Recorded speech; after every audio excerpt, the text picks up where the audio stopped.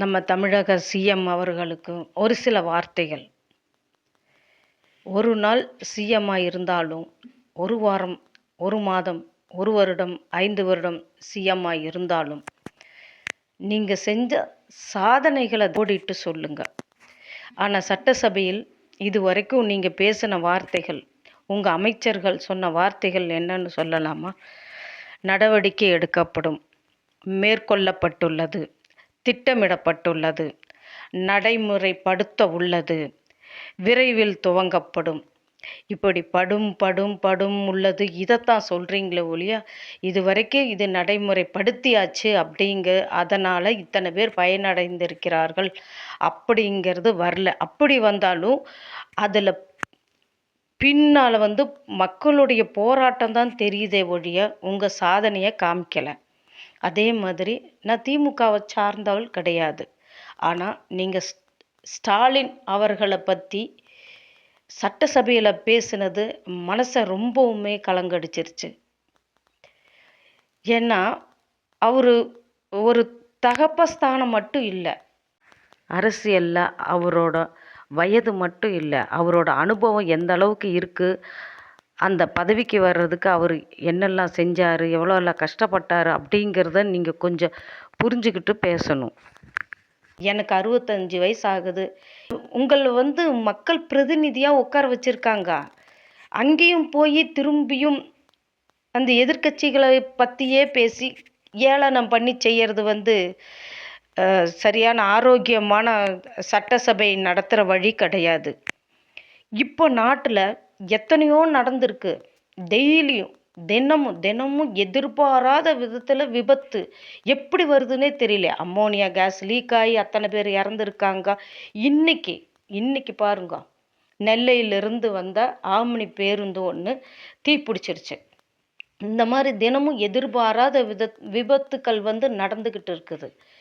இன்னும் இந்த தினமும் பாலியல் வன்கொடுமைகள், அதன் மூலம் கொலைகளும் தொடர்ந்துக்கிட்டு தான் இருக்குது. இது எல்லாமே நீங்கள் எதையுமே போய் பார்த்த மாதிரி கண்டுக்கிட்ட மாதிரி தெரியல. ஆனால் பஸ்ஸில் போகிறீங்க, இது தொடர் ஓட்டம்னு சொல்லி போதை ஒழிப்பு இதில் கொண்டு வர்றீங்க, எல்லாமே ரீல்ஸ் தான். அப்போ இன்னும் நீங்கள் நடத்துறது ஒரு ரீல்ஸ் ஆட்சியே ஒழிய ரியல் ஆட்சி கிடையாது. தயவு செஞ்சு உங்களோட சுய நினைவில் நீங்கள் இந்த தமிழ்நாட்டை காப்பாற்றுறதுக்கான ஒரு சிஎம், தமிழ்நாட்டு மக்கள் உங்கள் பக்கம் இருக்கிறாங்க, அவங்கனால வந்தேன் அப்படின்னு சொல்லி அந்த மக்களுக்காக நீங்கள் உசிரியே கொடுப்பேன்னு சொல்லியிருக்கீங்க. ஆனால் அந்த மாதிரி எதுவுமே நீங்கள் இது வரைக்கும் செய்யலை. அந்த மக்களை ஏமாற்றிக்கிட்டு தான் இருக்கீங்க. அதனால் தயவு செஞ்சு இனிமேலாவது உங்கள் அமைச்சர்கள்கிட்ட என்னெல்லாம் நடவடிக்கை எடுத்திருக்காங்க, என்னெல்லாம் மக்களுக்கு நன்மை செஞ்சுருக்காங்க, என்ன நலத்திட்டங்கள் கொண்டு வந்திருக்காங்கன்னு பாருங்கள். திரும்ப எதிர்கட்சிக்காரங்க அதை பண்ணுனாங்க இதை பண்ணுனாங்கன்னு சொல்லிட்டு அவங்கள ஏளனம் பண்ணி வசனங்கள் பேசி சட்டசபையை ஸ்டுடியோவாக மாற்றிடாதீங்க.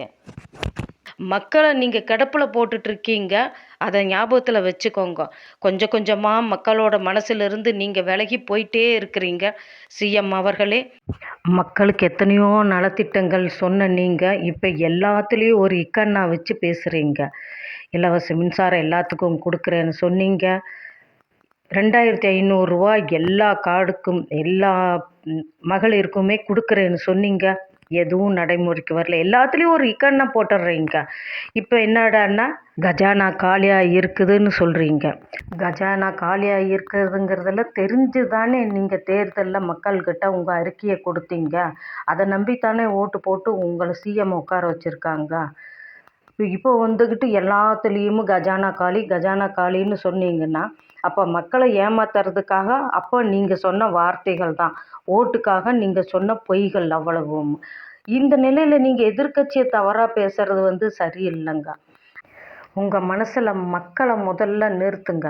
எதிர்க்கட்சி அப்படிங்கிறத உங்கள் மனசுலேருந்து தூக்கி எறியுங்க. அவங்கெல்லாம் அந்த மாதிரி இருந்ததுனால தான் இன்றைக்கி ஒரு மாற்றம் தேவைன்னு மக்கள் உங்களை கொண்டு வந்திருக்காங்க. அதனால் தயவு செஞ்சு மக்களுக்கு நல்லது செய்கிற ஒரு முதல்வராக அதற்குரிய பேச்சை சட்டசபையில் பேசி நலத்திட்டங்களை கொண்டு வந்து மக்களை சந்தோஷப்படுத்துங்க முதல்வரே. நான் பேசுனது சரின்னா லைக் பண்ணுங்கள் மக்களே.